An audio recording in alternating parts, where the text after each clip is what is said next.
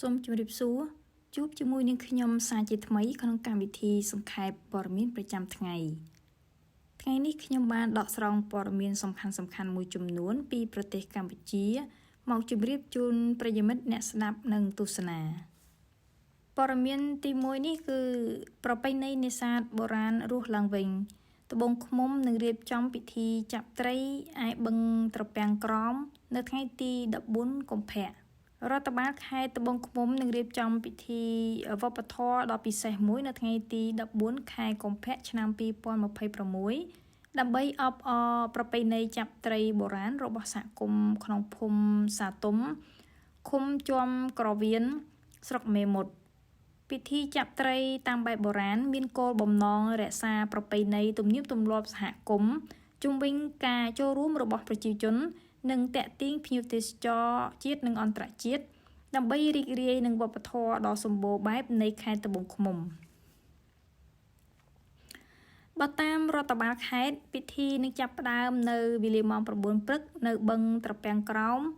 ដោយមានសកម្មភាពចាប់ត្រីប្រពៃណីដោយប្រើឧបករណ៍បុរាណដូចជាអង្រុតឈ្នាងត្រកនិងក្អុសជាដើមប្រជាពលរដ្ឋនិងទេសចរនឹងមានឱកាសឃើញនិងចូលរួមក្នុងប្រពៃណីចំណាស់ទាំងនេះដើម្បីទទួលបានបទពិសោធន៍វប្បធម៌ដ៏ពិសេសនេះពិធីខាងលើមិនត្រឹមតែជាការអបអរសាទរប្រពៃណីបុរាណនោះទេវាជាឱកាសបង្កើនស្មារតីសហគមន៍ដោយផ្ដោតលើការចូលរួមរវាងជនជាតិនិងអ្នកចូលរួមផងដែរកម្មវិធីចាប់ផ្ដើមនៅវេលាម៉ោង 7:30 នាទីព្រឹកដើម្បីជួបជុំប្រជាពលរដ្ឋនិងភ្ញៀវនិងកម្មវិធីស្វាគមន៍ពីអាជ្ញាធរមូលដ្ឋាននៅម៉ោង 8:30 នាទីព្រឹកមុននឹងចាប់ផ្ដើមសកម្មភាពចាប់ត្រីនៅវេលាម៉ោង 9 ព្រឹកអាជ្ញាធរអំពាវនាវឲ្យសាធារណជនទាំងអស់ចូលរួមសប្បាយរីករាយក្នុងកម្មវិធីឲ្យបានច្រើនកុះករព័ត៌មានជាបន្តទៅទៀតនេះគឺពលរដ្ឋជិត 11,000 នាក់ភាគច្រើនជាស្ត្រីនិងកុមារបន្តស្នាក់នៅជំរំភាសឹកពលរដ្ឋចំនួន 2,363 នាក់ទៀតបានបន្តចាកចេញពីជំរំសុវត្ថិភាពត្រឡប់ទៅទីលំនៅឋានវិញដែលធ្វើឲ្យពលរដ្ឋដែលបន្តស្នាក់នៅជំរំមានចំនួន 109,045 នាក់គិតត្រឹមម៉ោង 6 ព្រឹកថ្ងៃទី 2 ខែកុម្ភៈដែលបទឈប់បាញ់បានចូលជាធរមានជិត 2 ខែមកហើយនោះបើតាមរបាយការណ៍របស់ក្រសួងមហាផ្ទៃក្នុងចំណោមជនភៀសសឹកដែលបន្តរស់នៅក្នុងជំរំទាំងជិត 11,000 នាក់នោះមានស្ត្រីចំនួន 57,159 នាក់និងកុមារចំនួន 35,672 នាក់យោងតាមរបាយការណ៍ប្រចាំថ្ងៃរបស់ក្រសួងមហាផ្ទៃបើគិតចាប់ពីមានបទឈប់បាញ់ថ្ងៃទី 27 ខែធ្នូឆ្នាំ 2025ពលរដ្ឋជាង 55,000 នាក់ក្នុងចំណោម 64,000 នាក់បានត្រឡប់ទៅលំនៅឋានវិញហើយនៅសល់ជិត 11,000 នាក់ទៀតមិនទាន់អាចត្រឡប់ទៅវិញបានដោយសារបញ្ហាផ្ទះសម្បែងរងការខូចខាតខ្លាំងនិងសំណល់មិនទាន់ផ្ទុះមិនទាន់បោះសម្អាតនៅឡើយក្រៅពីពលរដ្ឋបន្តស្នាក់នៅជំរំភាសសឹកសេវាសាធារណៈមួយចំនួនក៏បានបន្តបិទទ្វារមិនទាន់អាចដំណើរការដែរនៅក្នុងនោះមានខេត្តឧត្តរមានជ័យមានសាលារៀនចំនួន 14 កន្លែងនិងមន្ទីរពេទ្យមណ្ឌលសុខភាព 7 កន្លែងបន្តបិទទ្វារនៅខេត្តបន្ទាយមានជ័យមានសាលារៀនចំនួន 5 និងមន្ទីរពេទ្យមណ្ឌលសុខភាពចំនួន 1 បន្តបិទទ្វារចំណែកឯខេត្តព្រះវិហារនៅសល់សាលារៀនចំនួន 29 កន្លែងនិងមន្ទីរពេទ្យមណ្ឌលសុខភាពចំនួន 14 កន្លែងទៀតបន្តបិទទ្វារដូចគ្នាបើគិតចាប់ពីថ្ងៃទី 7 ខែធ្នូឆ្នាំ 2025 មកដែលយោធាថៃបើកការវាយប្រហារមកលើកម្ពុជាបានធ្វើឲ្យមានការខូចខាតទ្រព្យសម្បត្តិឯកជនរួមមានផ្ទះ 980 ខ្នងអគារស៊ីវិលនិងឯកជន 7 អគារស្នាក់នៅនិងសណ្ឋាគារ 10 ស្ថានីយ៍ប្រេង 4 ផ្សារឯកជន 1 រថយន្ត 34 គ្រឿងម៉ូតូ 10 គ្រឿងឡានទិញដំឡូង 1. អគារឃ្លាំងទំនិញ 1 បង្គោលអង់តែនទូរស័ព្ទ 3 អាងទឹកនិងប្រព័ន្ធទឹកស្អាត 6 កន្លែង ជង្រុកស្រូវ 1 និងសត្វពាហនៈសត្វព្រៃ 2 ក្បាល ចំណែកឯការខូចខាតទ្រព្យសម្បត្តិសាធារណៈវិញ រួមមានសាលារៀន 26 កន្លែង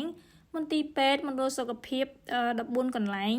សំណង់អគារ 42 កន្លែង វត្តអារាម 19 កន្លែង សាលាឆទាន 1 រូបសំណាក 1 រថយន្ត 1 គ្រឿង ប្រាសាទបុរាណ 4 ស្ពាន 5 ផ្សារ 1 ផ្លូវ 87 ប្រព័ន្ធផ្គត់ផ្គង់អគ្គិសនី 1 ទីតាំង និងបណ្ដាញបញ្ជូនអគ្គិសនី 3 កន្លែង បើតាមការបញ្ជាក់ពីក្រសួងមហាផ្ទៃ ចាប់តាំងពីបទឈប់បាញ់ចូលជាធរមាន តាំងពីថ្ងៃទី 27 ខែធ្នូ 2025 មក ភាគីសងខាងពុំមានការផ្ទុះអាវុធដាក់គ្នាឡើយ ខណៈកម្ពុជាបន្តកត់ត្រានៅសកម្មភាពមិនស្មោះត្រង់មួយចំនួនរបស់ភាគីតៃ ចំណែកផលប៉ះពាល់លើពលរដ្ឋនិងតំបន់ស៊ីវិលកម្ពុជាដែលបង្កឡើងដោយការឈ្លានពាន រដ្ឋាភិបាលកម្ពុជាបន្តដោះស្រាយជាបន្តបន្ទាប់ ព័ត៌មានជាបន្តទៀតនេះគឺអាជ្ញាធរជាតិអប្សរាជួសជុលប្រាង្គឥដ្ឋលេខ 5 នៅខាងលិចប្រាង្គកណ្ដាលនៃប្រាសាទបាគង អ្នកជំនាញរបស់អាជ្ញាធរជាតិអប្សរាកំពុងជួសជុលប្រាង្គឥដ្ឋលេខ 5 នៅកំពែងទី 1 នាទិសខាងលិចប្រាង្គកណ្ដាលនៃប្រាសាទបាគង ដែលមានសភាពទ្រុឌទ្រោមខ្លាំង ហើយតួប្រាសាទទាំងមូលចាប់ពីខឿនរហូតដល់កំពូលត្រូវការសង្គ្រោះជាបន្ទាន់ លោកសារាយគំហួល ប្រធានអភិរក្សតំបន់រលួសនៃអាជ្ញាធរជាតិអប្សរាបានឲ្យដឹងថា ប្រាង្គលេខ 5 ត្រូវជួសជុលជា2ដំណាក់កាល ដំណាក់កាលទី 1 នៅក្នុងឆ្នាំ 2026 នេះ អាជ្ញាធរជាតិអប្សរាផ្ដើមជួសជុលនៅជ្រុងខាងកើតនិងខាងជើង ចាប់ពីខឿននិងជណ្ដើរមានទំហំ 90 ម៉ែត្រក្រឡា រីឯផ្ទៃជញ្ជាំងរហូតដល់កំពូលនៃប្រាង្គឥដ្ឋនេះមានទំហំ 160 ម៉ែត្រក្រឡា ដោយត្រូវប្រើរយៈពេល 6 ខែ ក្រុមការងារបានរើឥដ្ឋដែលពុកភុយចេញហើយដាក់ឥដ្ឋថ្មីជំនួស ដើម្បីពង្រឹងរចនាសម្ព័ន្ធឥដ្ឋឡើងវិញ សម្អាតកំណកដី បិទកំបោរបាយអនៅតាមចំណុចដែលមានប្រហោង ការពារជម្រាបទឹក ជៀសវាងរុក្ខជាតិដុះ និងការពារសត្វល្អិតកុំឲ្យចូលបំផ្លាញបន្តទៀត ដើម្បីរក្សាប្រាង្គនេះឲ្យមានភាពរឹងមាំបន្តទៀត ព័ត៌មានជាបន្តទៀតគឺប្រាសាទតាក្របីស្ថិតក្នុងទឹកដីកម្ពុជា ហើយកម្ពុជាមិនទទួលយកការជួសជុលពីភាគីថៃឡើយ ក្រសួងវប្បធម៌និងវិចិត្រសិល្បៈបានបង្ហាញការព្រួយបារម្ភកាន់តែខ្លាំងអំពីរបាយការណ៍នៃការខូចខាតប្រាសាទតាក្របី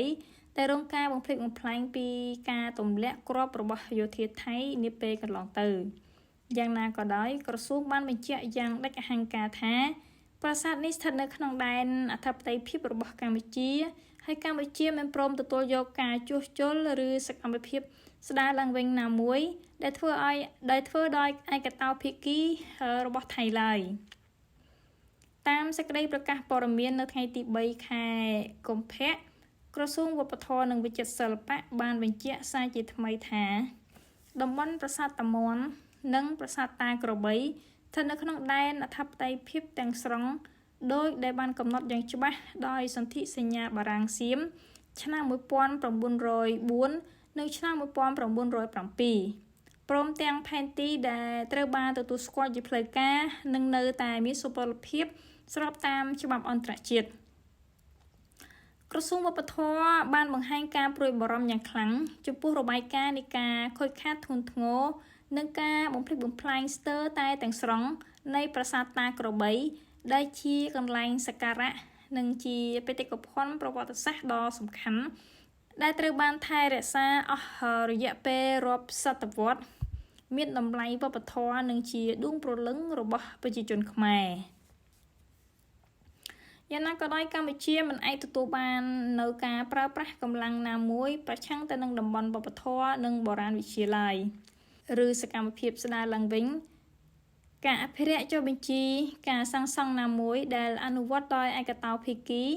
ដោយគ្មានការយល់ព្រមពីភាគីកម្ពុជា ឬសកម្មភាពណាមួយដែលប៉ះពាល់ ឬក៏បំផ្លាញស្ថានភាព ផ្លូវច្បាប់ប្រវត្តិសាស្ត្រនិងតំបន់និងវប្បធម៌នៃតំបន់ទាំងនេះក្រសួងវប្បធម៌និងវិចិត្រសិល្បៈគូបញ្ជាក់ដូចនេះថាដោយបានអំពាវនាវដោយភាគីថៃបញ្ឈប់ជាបន្ទាន់សកម្មភាពទាំងអស់នៅតំបន់ប្រាសាទតាមាន់និងប្រាសាទតាក្របីដោយគោរពអធិបតេយ្យភាពរបស់កម្ពុជានិងដោះស្រាយបញ្ហាពាក់ព័ន្ធដោយសន្តិវិធីនិងស្របតាមច្បាប់អន្តរជាតិនៅចំពោះមុខនេះក្រសួងបន្តការបដិញ្ញាចិត្តក្នុងការការពារនិងថែរក្សាបេតិកភណ្ឌវប្បធម៌របស់កម្ពុជាព្រមទាំងកិច្ចសហប្រតិបត្តិការដោយផ្អែកលើការគោរពគ្នាទៅវិញទៅមកភាពស្របច្បាប់និងគោលការណ៍ដែលត្រូវបានគាំទ្រដោយអង្គការអន្តរជាតិព័ត៌មានបន្តទៀតនេះការសាងសង់ផ្លូវក្រវ៉ាត់ព្រំដែនសម្រេចបាន 72% ហើយជាង13ខែមកនេះការសាងសង់ផ្លូវក្រវ៉ាត់ព្រំដែនសម្រេចបានប្រមាណ 72.29% ក្នុងនោះខេត្តមណ្ឌលគិរីសម្រេចបាន 91.2% និងរតនគិរីសម្រេចបាន 51.81%នេះបើតាមសេចក្តីប្រកាសព័ត៌មានរបស់ក្រុមការងារចំពោះកិច្ចគ្រប់គ្រងមូលនិធិកសាងហេដ្ឋារចនាសម្ព័ន្ធតាមព្រំដែនដោយផ្ដោតលើការកសាងផ្លូវក្រវ៉ាត់ព្រំដែននាថ្ងៃទី 2 ខែកុម្ភៈគិតចាប់ពីខែធ្នូឆ្នាំ 2024 មកដល់ថ្ងៃទី11ខែមករាឆ្នាំ 2026 ក្រុមការងារចំពោះកិច្ចកកមបានចាត់បញ្ជូនកម្លាំងវិស្វកម្មកសាងផ្លូវចំនួន8កងឯកភាពដោយប្រើប្រាស់រថយន្តគ្រឿងចក្រនិងម៉ាស៊ីនគ្រប់ប្រភេទ286គ្រឿងក្នុងនោះខេត្តមណ្ឌលគិរីមាន5កងឯកភាពប្រើប្រាស់រថយន្តគ្រឿងចក្រនិងម៉ាស៊ីនគ្រប់ប្រភេទ200គ្រឿងនិងខេត្តរតនគិរីមាន3កងឯកភាពប្រើប្រាស់រថយន្តគ្រឿងចក្រនិងម៉ាស៊ីនគ្រប់ប្រភេទ86គ្រឿងចំពោះការងាររាវរកគ្រាប់មីននិងយុទ្ធភ័ណ្ឌមិនទាន់ផ្ទុះតាមមុខសញ្ញានៃការរដ្ឋានស្ថាបនាផ្លូវក្រវ៉ាត់ព្រំដែនត្រូវបានសម្រេចលើផ្ទៃដី6លាន40,000 ម៉ែត្រការ៉េស្មើនឹង 96.64% នៃផ្ទៃដីសរុបដែលក្រុងរាវរក6លាន250,000 ម៉ែត្រការ៉េក្នុងប្រតិបត្តិការនេះកន្លងមកគេបានរកឃើញគ្រាប់គ្រប់ប្រភេទចំនួន106គ្រាប់លោហៈធាតុ 1,006 គីឡូក្រាមក្នុងនោះក៏មានគ្រាប់ប៊ុំប៊ីគ្រាប់បែកចង្កោម42គ្រាប់ក្រៅពីនោះក្រុមការងារចំពោះកិច្ចកកមបានកសាងសម្រាប់ជាស្ថាពរសំណង់សិល្បការរួមមានលូប្រអប់26កន្លែងឬស្មើនឹង 265.80 ម៉ែត្រដាក់លូមូលបេតុងគ្រប់ប្រភេទ244កន្លែងស្ថាបនាសម្រាប់ជាស្ថាពរនៅផ្លូវបេតុងបង្ហូររក្សាទឹកទុកប្រើប្រាស់សរុប11កន្លែងឬស្មើនឹង 232.30 ម៉ែត្រក្នុងនោះផ្លូវបេតុងបង្ហូររក្សាទឹកប្រើប្រាស់សម្រាប់បានជាស្ថាពរចំនួន5កន្លែងឬស្មើនឹង180ម៉ែត្រនិងទំនប់បេតុងបង្ហូររក្សាទឹកទុកប្រើប្រាស់សម្រាប់ជាស្ថាពរចំនួន6កន្លែងស្មើនឹង 52.30 ម៉ែត្រនិងស្ថាបនាស្ពានបេតុងសម្រាប់បាន1កន្លែងប្រវែង18ម៉ែត្រសម្រាប់វឌ្ឍនភាពនៃដំណើរការកសាងផ្លូវព្រំដែននៅក្នុងរយៈពេលប្រមាណ13ខែកន្លងមកនេះក្រុមការងារចំពោះកិច្ចកកមបានឈូសព្រៃទទឹង5ម៉ែត្រមានបានប្រវែង 241.60 គីឡូម៉ែត្រសម្រាប់រកផ្លូវខ្សែដំបូងឈូសផ្លូវទទឹង20ម៉ែត្របានប្រវែង 217.30 គីឡូម៉ែត្រសម្រាប់រកអាក់ផ្លូវលុបជ្រលងអូរបន្ទាបចំណោតភ្នំនិងធ្វើប្រឡាយប្រវែង 189.9 គីឡូម៉ែត្រចិត្តជញ្ជាំងភ្នំធ្វើប្រឡាយបង្ហូរទឹកភ្លៀងកសាងនៅទំនប់សុវត្ថិភាពនិងកសាងតួផ្លូវសម្រាប់បានប្រវែង 189.3 គីឡូម៉ែត្រនិងចាក់ក្រានលបាយកម្ទេចថ្មកិនបង្ហាប់បានប្រវែង 120.20 គីឡូម៉ែត្រ ជាលទ្ធផលរួមនៃដំណើរការកសាងផ្លូវក្រវ៉ាត់ព្រំដែននេះគឺសម្រេចបានប្រមាណ 72.29% នៃផែនការរួមក្នុងនោះខេត្តមណ្ឌលគិរីសម្រេចបាន 91.2% និងខេត្តរតនគិរីសម្រេចបាន 51.81%បន្ថែមលើនេះក្រុមការងារចំពោះកិច្ចកកូម៉ូបានកសាងបង្គោលស្លាកមូលនិធិបានចំនួន6កន្លែងលើផែនការ8កន្លែងនិងបានដាំកូនត្នោតចំនួន936ដើមដែលជាអត្តសញ្ញាណជាតិតាមបណ្ដោយផ្លូវខ្សែក្រវ៉ាត់ព្រំដែនទី1ចំពោះមុខនេះក្រុមការងារចំពោះកិច្ចកំពុងបន្តជំរុញការងារកសាងផ្លូវនិងសំណង់មុខទឹកក្នុងភូមិសាស្ត្រខេត្តមណ្ឌលគិរីឲ្យសម្រេចបាន 100% យ៉ាងយូរត្រឹមខែមីនាឆ្នាំ2026ខាងមុខជាមួយគ្នានេះកកូម៉ូក៏កំពុងពន្លឿនការកសាងផ្លូវនិងចាក់ក្រាលល្បាយថ្មជាពិសេសនៅតំបន់ដែលមានស្ថានភាពភូមិសាស្ត្រលំបាកនិងកែលម្អសំណង់និងត្រួតពិនិត្យលក្ខណៈបច្ចេកទេសដើម្បីធានាបានទាំងគុណភាពភាពធន់និងសោភ័ណភាពផងដែរជាមួយគ្នានេះក្រុមការងារចំពោះកិច្ចកកូម៉ូបានបដិញ្ញាបន្តអនុវត្តភារកិច្ចរបស់ខ្លួនឲ្យបានកាន់តែសកម្មប្រកបដោយស្មារតីទទួលខុសត្រូវខ្ពស់ដើម្បីឈានទៅសម្រេចបាននៅការកសាងផ្លូវតាមព្រំដែនតាមផែនការដែលបានគ្រោងទុកនិងបន្តផ្តល់ព័ត៌មានស្តីពីវឌ្ឍនភាពថ្មីៗនៃដំណើរការកសាងផ្លូវក្រវ៉ាត់ព្រំដែនដោយប្រើប្រាស់មូលនិធិកសាងហេដ្ឋារចនាសម្ព័ន្ធតាមព្រំដែនដោយផ្ដោតលើការកសាងផ្លូវក្រវ៉ាត់ព្រំដែននេះជាបន្តបន្ទាប់